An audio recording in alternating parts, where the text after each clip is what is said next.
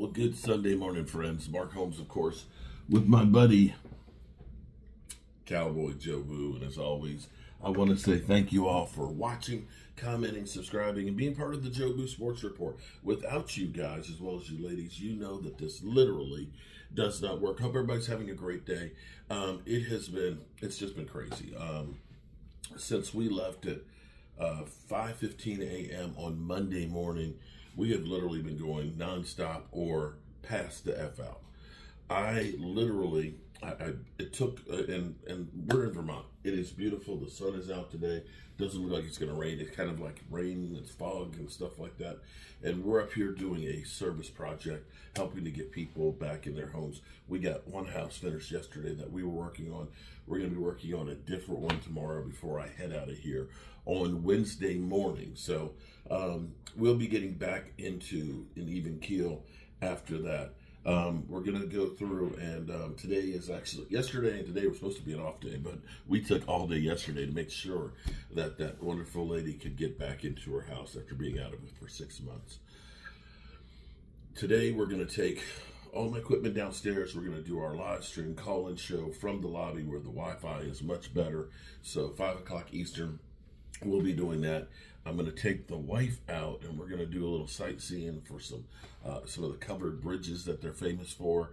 We're going to go to a sugar land or something or other where they make maple syrup. And Benny, Sugar House. And we're going to check on Ben and Jerry's about some ice cream. But I think to do the tour, you got to get on the schedule. So we got to check the schedule. So we got a lot of stuff that's going on. And I just have not been able to have enough time to be able to follow everything and post. And literally, the video I did last night took 3 hours for it to upload. So I got that uploaded, and I said to myself, okay. My wife was laying on the bed over there and stuff, and I said, I'm going to lay down for a few minutes, and then I'm going to get up and do my fireside chat. And that was like 8:30. I was gone.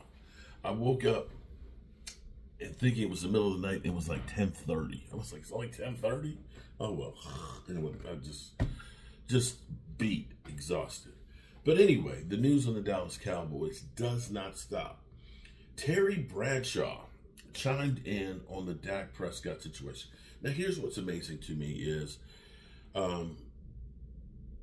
watching how everybody always trashes Dak Prescott. They talk about, well, he sucks, he's not this, he's not that, and all that. And they will only bring you bad news on Dak Prescott. So 2 days ago, he had his Faith Fight Finish event. Post Malone, because he's friends with Dak Prescott, he performed there free. Philip Ebarb, I saw you with Post. Shout out to Philip Ebarb, Dak's uncle. You had, of course, his best buddy Zeke Elliott there. CeeDee Lamb was there. We had the International Fan of the Year, who literally credits Dak Prescott and what he was talking about with depression and things with saving his life. Todd Francis' agent was there. Jerry Jones was there. Everybody was there, and all working on the common good. That is incredible. How many of the stations are talking about all this? What's even more important about this is the fact that you got CeeDee Lamb, Dak Prescott, Todd France, and Jerry Jones. And that's where a conversation could begin on getting the contracts done. Getting the contracts done and things they would rather have bad news to talk about and adversity to create the headlines. Oh, by the way, I didn't realize that the end it's over, it's done. The NFL Total Access Friday night was its last show. After 22 years, NFL Access is gone. They're slowly but surely turning off the lights of the NFL Network, which they look to sell to ESPN. I kind of describe that as being Sears and Kmart joining together. Two organizations going downhill together does not make one great organization. It just makes one real big one that's still going downhill. Be that as it may. Terry Bradshaw chimed in about Dak Prescott and his contract situation. You know, people will say, well, Dak Prescott, you know, he doesn't deserve another contract and things like that. When guys like Justin Herbert, been in the years for a few years, been in the playoffs once and had a loss, gave up a 27-point lead in the first quarter. They got paid. Look at Lamar Jackson. I got it. He's a two-time MVP, but he's 2-4 in the playoffs. Dak is 2-5. Not a whole lot of difference there. Nobody batted an eye on that one. You can go down the line. I mean, Jalen Hurts, I get it. They went to a Super Bowl, but the first game was against the Giants after being the #1 seed. They really had one playoff win, if you ask me. I'm sorry. Yeah, Eagle fans, you can trash me all you want. I don't count beating the Giants because Lord knows we beat the Giants like a redheaded stepchild and have every year since 2016. I don't count that as a win. So in my mind, Jalen Hurts has one pressure cooker win to his credit. 2-3 in the playoffs. So Terry Bradshaw, he says, I'm a huge Dak Prescott fan.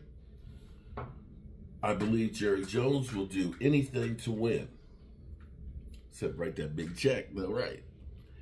Instead of being so kind and gracious, kind and lovable, as in Dak Prescott, I want Dak to go up there and say, bleep you guys, and all of you. Bradshaw went on to explain that he feels that the quarterback needs an edge about you. You have to have some nastiness about you because it will permeate throughout your team. And this nastiness is something Bradshaw seemingly felt the team has a whole lack of. He explained that he believes the Cowboys' lack of a killer instinct going on to blame the media. Bradshaw felt that is a placed on a pedestal, believing networks scramble to cover Cowboys games because they get the highest ratings every week. This sounds a lot like what I said. Furthermore, he said the team doesn't have to have that angry attitude. Bradshaw also chimed in that Cowboys don't answer when you get in the playoffs. You play like a dog. Where is the fear? He questioned their drive and explained that the teams of his Pittsburgh Steelers teams of the 70s were the central figure were never satisfied. When people weren't good anymore, they went out and they won 2 Super Bowls. There you go. So, he also goes on, he said he believes there's potential for Prescott, McCarthy, and company. Jones has said throughout the offseason that it's all in on the Cowboys. We're still waiting. In free agency, they brought back one familiar face, Zeke Elliott, and of course, we brought Eric Kendrickson. So, this is not different than what a lot of us have said. I have been one to say, first of all, if I'm Dak Prescott, I'm not in a hurry to sign the contract myself. I want to see what you're going to do to help me win. If you're not about winning, why do I want to stay here and continue to be the lightning rod for all the hate and everything else? You fail to deliver, I get the blame. And at some point you say, okay, you want me, then you're going to have to do some shit to make me be here. And to be that mother humper that is kind of not necessarily the nice guy. And fortunately or unfortunately, I don't know how you want to look at it, that is Dak Prescott's mentality. He looks out for others. He cares about people. He's going to be politically correct and toe the Cowboys line. But even Cam Newton kind of said that you got to be a bit of a dog. I've said that. You know, I've said, listen, if you're not going to do shit to help me, I'm gone. Screw you. In the contract negotiations, as opposed to being the nice guy. Unfortunately, when you're the nice guy, people take that as a sign of weakness.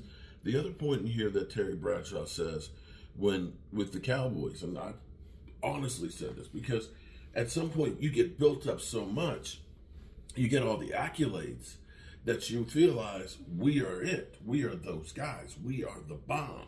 You know, all we got to do is show up. And that's exactly what happened to the Dallas Cowboys when they played the Green Bay Packers. Oh, we're the #2 seed, man. We just beat the Eagles. You know, we ended up capturing us. We're playing at home where we won like 16 in a row. The Packers, they're just lucky to be in the playoffs. And they showed up like they thought that all they had to do was show up. And that's where the Packers kicked their ass. They weren't hungry in that game. More than anything else. You can say Dak sucks. You can talk about the play calling. You can talk about people making mistakes. All those things happen when you're not focused and you're not hungry. And it's hard to be hungry when your refrigerator's full. And if you're a player that's out there that never gets covered in the national media, that's never in prime time, you look at the Dallas Cowboys and say, those are the rich kids, and I'm going to kick that rich kid's ass, and I'm going to take his bicycle. And that's exactly what happened to us. Now, that's my opinion. I apparently have other people that feel the same way because we just showed up. And I hope that maybe Mike Zimmer, okay, the little man that he is, that literally is out there kicking teeth in on the sidelines, will put some fire, desire, and some hunger and accountability on this team when they're out on the field. Because that, my friends, is exactly what they need. They have some of the pieces that they need. Thing is you got to have it right here in that heart, right there where that star is.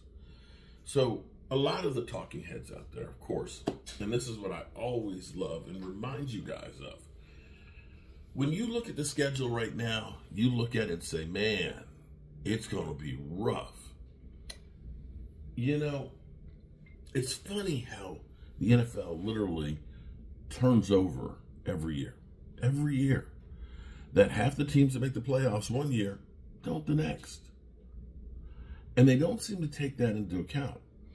How many people this time last year would have thought that Tampa Bay with Baker Mayfield and the Los Angeles Rams basically gutting the roster would have been playoff teams? How many thought that the Giants, after going to the playoffs and winning a playoff game the first time for well over, let's say, 10 years? Because they didn't win one when they beat us in 2016. Thought that the Giants weren't going to make the playoffs. There you go. The Giants were terrible. Awful. But ugly. They went back to being the Giants. Or midgets. So when you're looking at the schedule now, you know, for example, a lot of people thought the Jets were going to be a Super Bowl team, didn't they? They ended up saying, oh, we're going to lose to Aaron Rodgers. Well, Aaron Rodgers got hurt. That team went down the toilet. And there you go. So you have to take that into consideration that just because a team was good last year doesn't automatically translate to them being good this year.